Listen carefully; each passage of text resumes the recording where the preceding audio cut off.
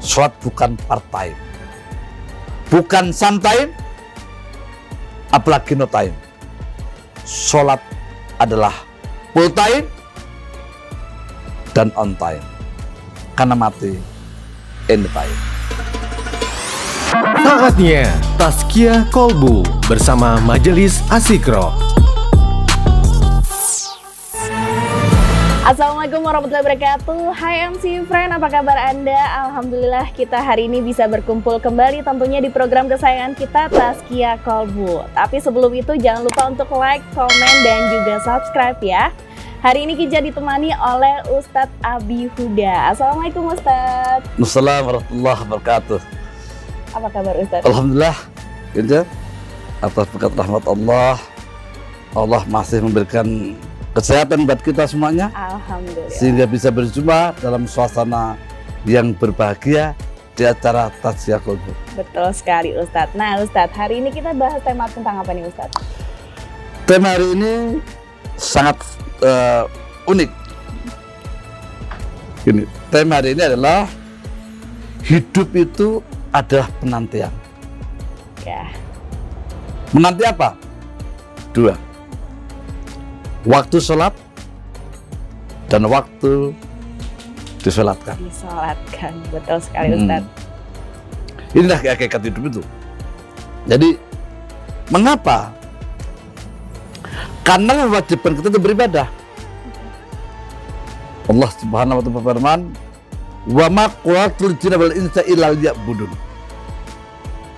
Yang artinya, tidaklah aku ciptakan jin dan manusia kecuali untuk beribadah kepada Allah.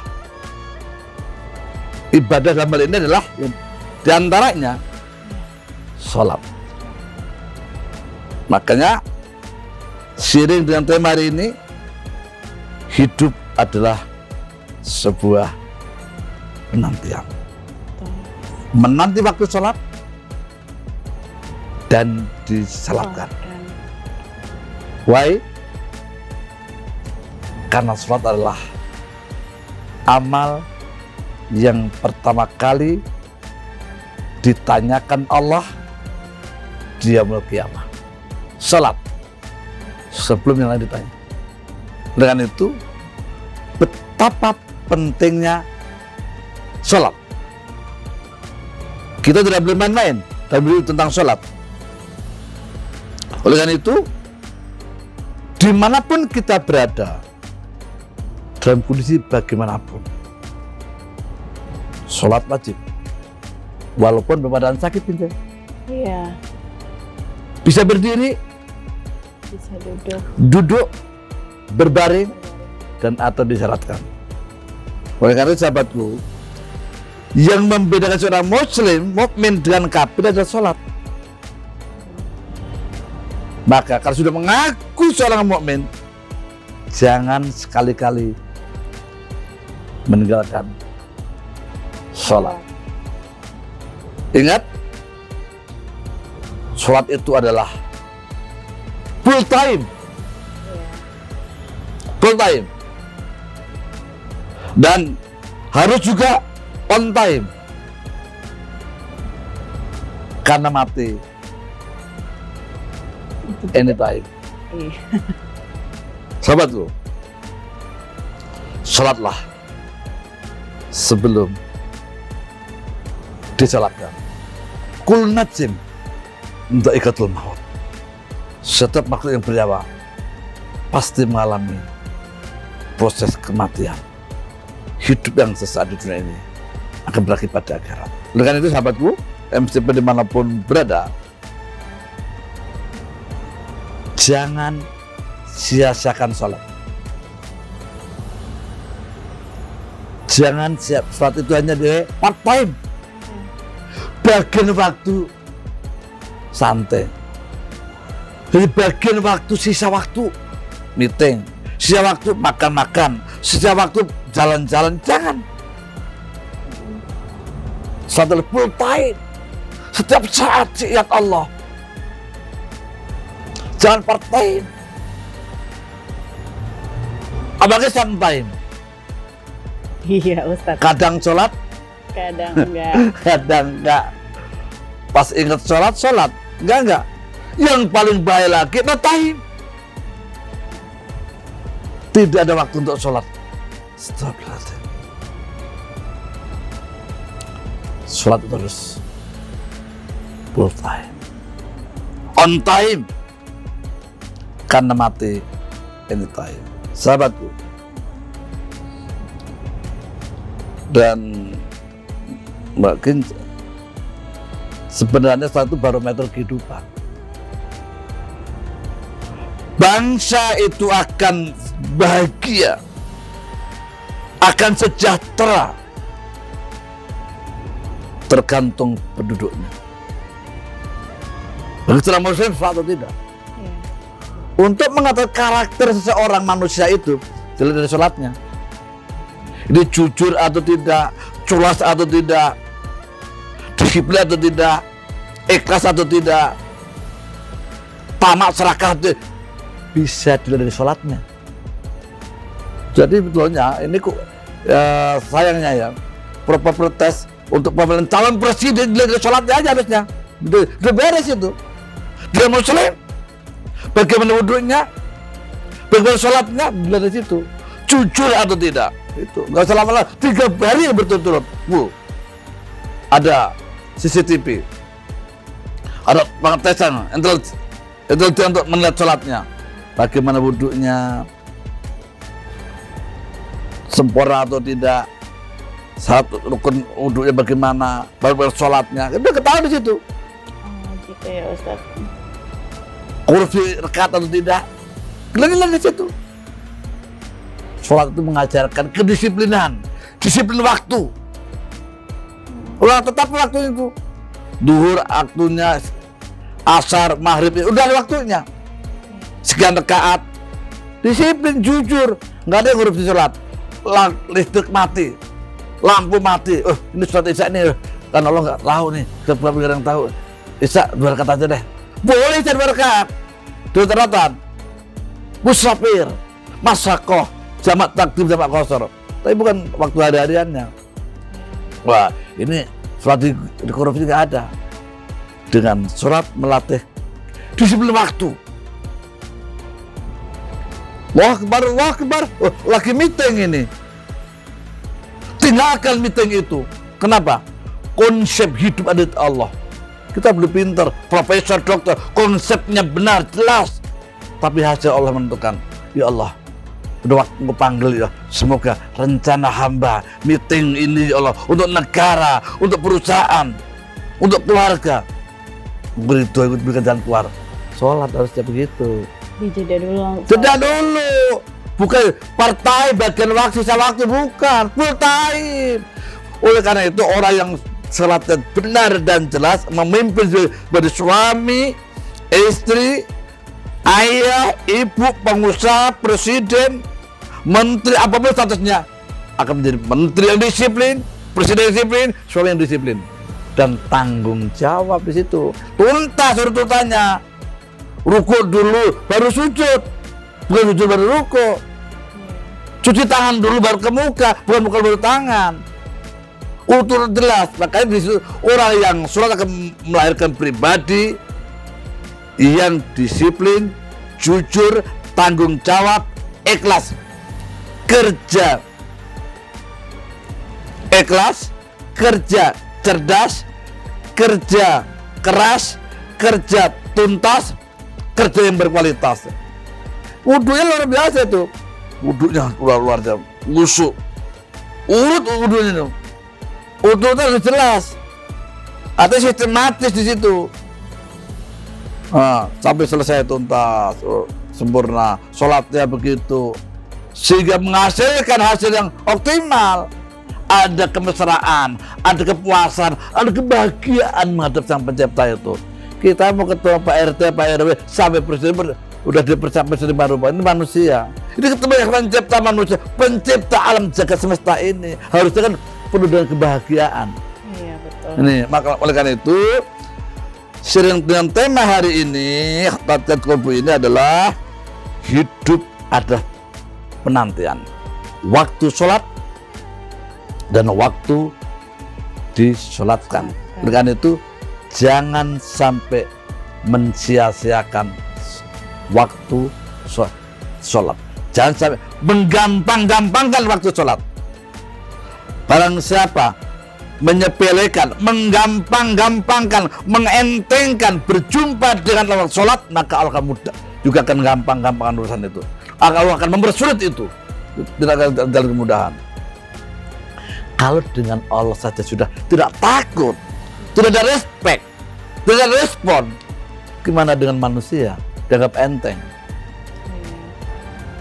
Sholat barometer kehidupan. Ingin mendapatkan suami yang jujur, yang tanggung jawab, yang kerja cerdas, kerja ikhlas, tuntas dan berkualitas. Presiden, menteri, hakim, polisi, tentara, jenderal sebagai apapun dunia, pengusaha. Lihatlah bagaimana salatnya. Oleh karena itu, orang yang istiqomah memperhatikan waktu sholat, mempersiapkan waktu untuk sholat, mempersiapkan fisik untuk sholat, mempersiapkan hati untuk sholat, mempersiapkan prosesi persiapan sholat dengan baik dan benar, maka hidupnya akan bahagia, wafat masuk surga. Begitu meninggal, Allah bimbing, dimudahkan wafat husnul khotimah. Jangan sampai kita nggak pernah menunggu waktu sholat akan benar disolatkan, nanti bahaya. Maka kalau orang yang indah sholatnya, berjamaahnya, istiqomahnya, seriusnya, tumakninahnya, kontinuitasnya, maka Allah akan mudahkan datangkan makhluk-makhluk Allah tatkala kita meninggal, dimudahkan urusannya dan diperbanyak orang yang menyolatkan. Tak terduga itu. Iya, betul Ustaz. Betapa banyak sering ya kita melihatkannya, dia orang-orang biasa-biasa aja, kok enggak ini, tiba-tiba pada waktu berita meninggal dunia yang mensolatkan masjid tidak muat. Dari mana itu? Dari semua penjuru ya Ustaz itu ya. Ternyata beliau adalah orang yang mencintai Allah, yang merindukan Allah dimanapun berada. Allah menggerakkan orang-orang yang senantiasa bersama dia. Luar biasa, dimudahkan urusannya. Ini, karena itu, sahabat sekalian, suatu sudah merupakan inti dari kehidupan. Makanya as-sholatu imaduddin. Dari situ dijelaskan juga luar biasa. Tiang agama, rusak sholatnya, rusak negara itu, rusak rumah tangga itu, tiangnya. Kalau di situ ada pemahaman arti sungguhnya. Inna sholati, sesungguhnya sholatku ini, sholat dalam rangka tahan lepas dari mungkar, menjaga berlepas dari mungkar. Luar biasa. Akmil sholah lidzikri, tekan untuk mengingatku. Luar biasa. Orang yang sholatnya benar, orang sholatnya tepat waktu, tumakninah, maka akan dijamin hidupnya, Mbak. Itu Dipermudah juga Ustaz. mudahnya. Itu ada doa di antara sujud itu, ya. Sujud pertama, sujud kemudian duduk dan terus ada doa itu. Wafighfirli warhamni wajukuni warfa'ni warajukni wahdini wa'abdi. Itu doa luar biasa itu. Minta keselamatan, kedamaian, keberkahan, kehormatan, luar biasa. Dimudahkan segala urusannya, diampuni oleh Allah, dilindungi oleh Allah, luar biasa. Kalau itu dijaga penuh dengan khusyuk, maka Allah akan mudahkan mau jadi apa saja. Mau jadi panglima, mau jadi presiden, mau jadi menteri, mau jadi pengusaha, mau jadi seorang suami, istri, anak, dosen, mahasiswa, murid, santri, dimudahkan semuanya itu. Itu doa yang langsung kepada Sang Pencipta manusia. Luar biasa. Subhanallah. Sahabatku sekalian, MCP dimanapun berada, memang hidup itu adalah perjuangan. Sekali itu kita boleh kaya, kita boleh pintar. Ingat, kekayaan kita, kepintaran kita tidak akan membawa makna dalam kehidupan akhir hayat kita manakala kita tidak sholat. Manakala tidak sholat. Dan ingat, sholat adalah pintu-pintu keberkahan. Salat adalah pintu ampunan, pembuka surga. Dan salat adalah aktivitas menjadikan diri kita sehat jasmani, sehat rohani. Makanya orang yang salat itu punya kepekaan kepada Allah, kepekaan kepada lingkungan alam sekitarnya. Jadi orang yang salat itu senantiasa Allah akan jaga, mampu membuat suasana rahmatan lil alamin, bukan sekedar salat-salatan, salat yang sesungguhnya. Kadang kan orang kalau misalnya sholat, yang penting sholat, tapi pikirannya macem-macem kayak gitu. Iya, oleh karena itu gini, pada waktu kita sudah masuk waktu sholat itu ada persiapan berwudu. Iya, Berwudu itu syarat untuk menuju sholat. betul. Sahnya wudu, sah sholat. Tidak sah wudu, tidak sah sholat. Sahnya wudu, membawa sahnya sholat. Baik. Tidak sah wudu, tidak sah sholatnya. Nah, untuk mendapatkan khusyuknya Sholat. sholat, harus dipersiapkan khusyuknya wudu. Misalnya, habis berwudu, ini wudu sambil ngomong, tunggu. Ayo kemana tadi ya? Nggak khusyuk tadi. Iya, betul. Berwudu sedang berdialog dengan Allah, harus khusyuk. Yang kedua, selesai wudu dengan baik, berdoa, kemudian menuju sholat, jangan main handphone. Main handphone, lihat kondisi liku-liku capres dan wapres, udah terkondisikan dengan kita. Apalagi gambar-gambar yang tidak senonoh, nggak akan khusyuk. Lepaskan itu semuanya. Perbanyak baca istighfar, baca sholawat, baca zikir, baru langsung Allah. Waktu sholat masuk, Allah Akbar. Maka akan mencapai sasaran makna hakikat sholat dengan khusyuk. Luar biasa, sahabatku. Waktu sholat jangan dilalaikan, dan menunggu waktu sholat artinya sebelum disolatkan. Menunggu waktu disolatkan artinya sebelum disolatkan kita harus senantiasa berbuat baik, Betul. menurut aturan Allah dan Rasulnya, sehingga saat meninggal nanti kita husnul khotimah, dimudahkan. Iya. Sering kita lihat orangnya gemuk, tinggi, gede, tapi kok ringan, senyum. Pada untuk sholatkannya banyak orang yang menyolatkan karena amalnya sebelumnya dia tidak menyia-nyiakan waktu sholat. Betul. Tapi Ustadz nih ya, Kinca mau tanya, Iya. apa sih makna dari sholat sebelum disolatkan? Tapi dijawabnya nanti dulu ya Ustadz ya. Nah, MC Frank jangan kemana-mana ya, stay tune terus di MC Podcast.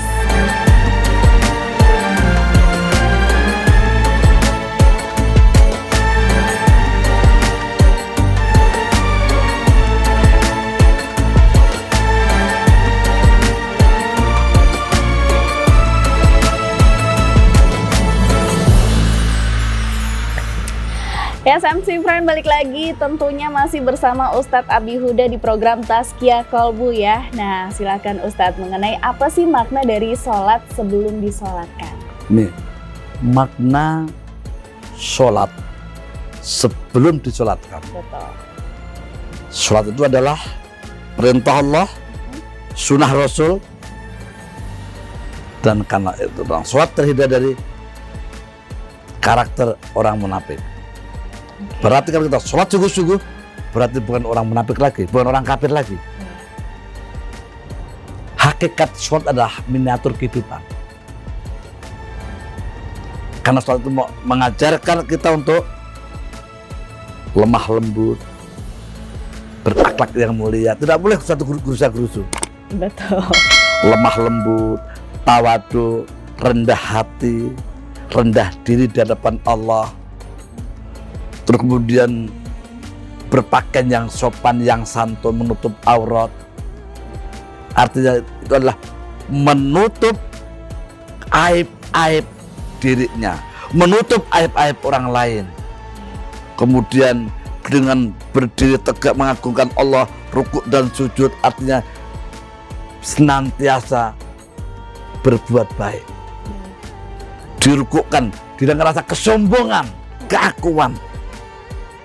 disiplin di situ ada, jujur, ikhlas, tumakninah di situ. Artinya apa?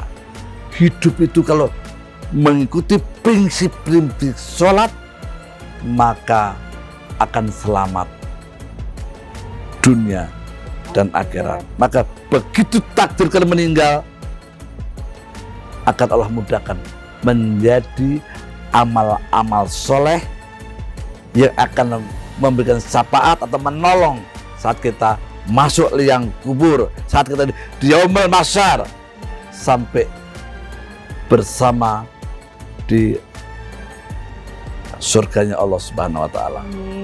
Gitu. Terus kalau misalnya nih Ustadz ya, apakah sholat sunnah itu bisa menggantikan sholat fardu yang ditinggalkan, Ustadz? Namanya sunnah sama pasti beda. Wajib itu tidak bisa diganti dengan apapun. Wajib juga wajib. Makanya Rasul mengatakan dalam sebuah banyak keterangan tadi, makanya sholat itu harus full time, on time, bukan part time, bukan sham time, apalagi no time. Kenapa? Gak bisa diganti saat itu. Sampai saat sakit pun tidak bisa diganti. Namanya sholat itu. Makanya ada rukhsah keringanan, ada jamak qashar, jamak atau jamak takdim, jamak takhir. Ada jamak biasa, tetap 4 seperti biasa, cuma dipindah saja. Waktu maghrib di isya di maghrib, duhur di asar di duhur. Nah, kalau takdim itu diawalkan, kalau takhir diakhirkan. Kalau qashar yang 4 jadi 2, yang 3 tetap. Misal asar, duhur sama asar mau dijamak takdim itu bisa 2-2. Maghrib isya, maghribnya 3, isyanya 2. Itu kalau jamak ada rukhsah, ada keberatan, ada masalah yang tidak bisa ditinggalkan lagi. Sedang musafir, bahaya, bisa. Sedang sakit, bisa berdiri, bisa duduk, bisa berbaring atau disyaratkan. Nggak ada lagi diganti yang lain. Nah, sholat sunnah itu adalah untuk menyempurnakan kekurangan sholat wajib. Ada qobliyah, ada ba'diyah, namanya sholat wajib. Ditambah lagi ada sholat yang nilainya tinggi, ada tahajud, ada sholat duha, ada sholat hajat, ada sholat istiqoroh, ada sholat istiqo, macam-macam, ada sholat gerhana matahari, gerhana bulan, ada sholat minta hujan. Banyak sholat itu. Ya, sholat sunnah itu sholat yang dilakukan Rasulullah untuk melengkapi atau hajat-hajat tertentu.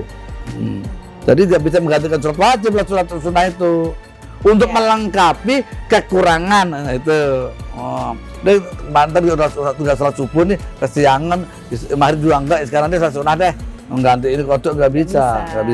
Oke. Tapi kalau misalnya nih Ustadz ya, misal Kinca kesiangan nih sholat subuhnya, itu batasnya sampai jam berapa sih Ustadz? Saat itu ingat langsung sholat. Oh nggak apa-apa. Iya. Jadi kalau misalnya kesiangan bangun jam 6 gitu? Jam 6, bangun jam 7 langsung subuh. Itu namanya orang yang ketiduran itu bebas dari hukum. Begitu bangun tidur ingat langsung melaksanakan, begitu Kinca.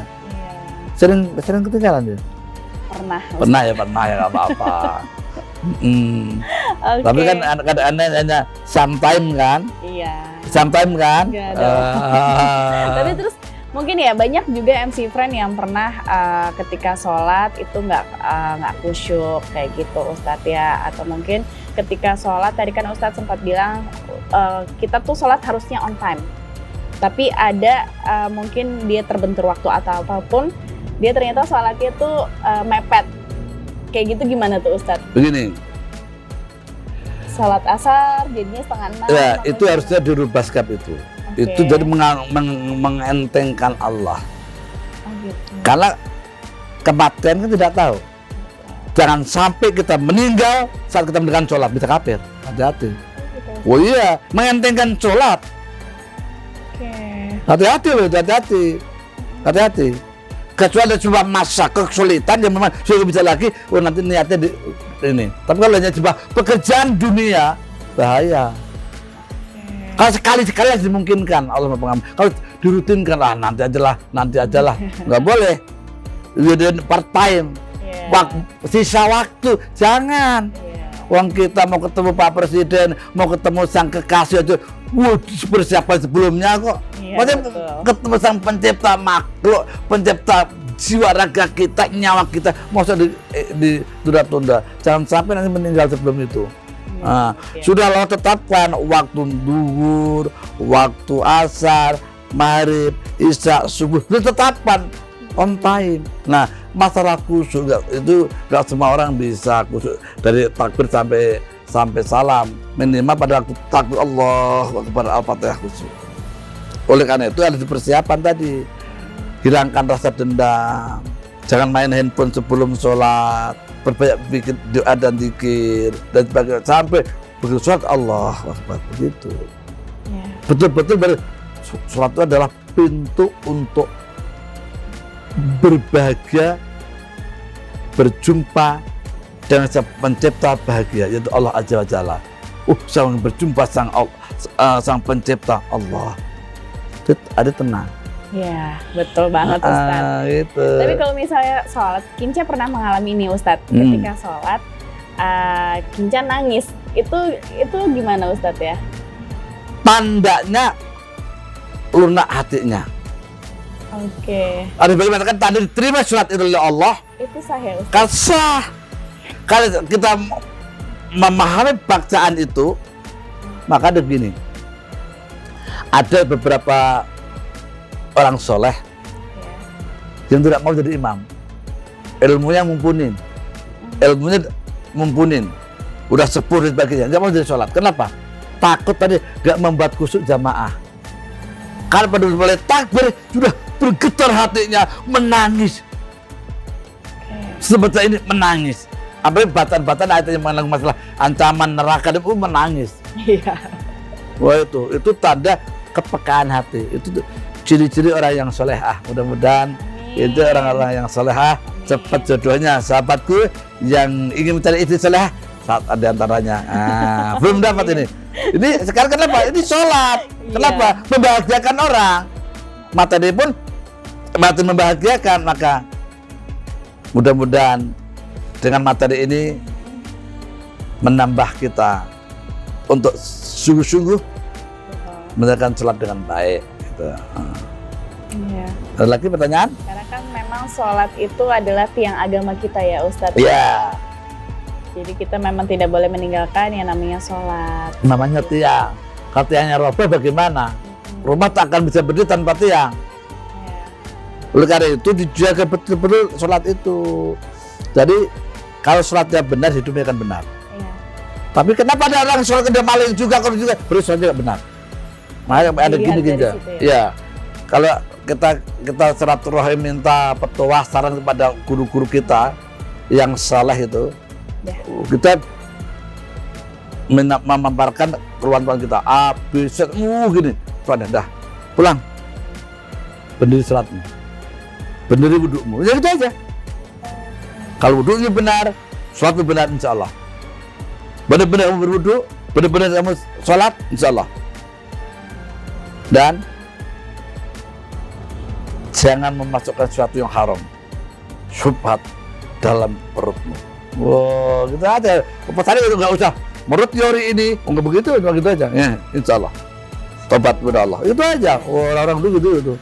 Makanya sholat itu tiangnya agama. Iya, betul. Kalau sholatnya baik, semuanya kan baik. Tapi kenyataannya ada orang sholat terus kok korupsi juga gitu loh. Kenapa? Tadi berarti sholatnya belum benar. Oke Ustadz, mungkin Ustadz bisa memberikan alasan nih ke MC Fran, kesimpulan mengenai tema kita hari ini. Baik MC Fran dimanapun berada, sudah lama tidak berjumpa dengan Abi Huda. Betul. Rasa kangen tetap ada di dada, jauh di mata, dekat di hati. Saling berdoa, setulus hati. Allah Akbar. Sahabatku, tema hari ini adalah tadi, hidup adalah sebuah penantian waktu sholat dan waktu disolatkan. Kesimpulan akhir adalah dimanapun kita berada, jangan sampai kita meninggalkan sholat. Karena sholat itu adalah perintah Allah. Dan orang yang selalu saya bersama Allah, akimi sholat dzikri, tegakkan sholat untuk mengingatku. Maka orang yang sholat akan selalu mengingat Allah. Jika mengingat Allah, maka kita akan berbuat baik.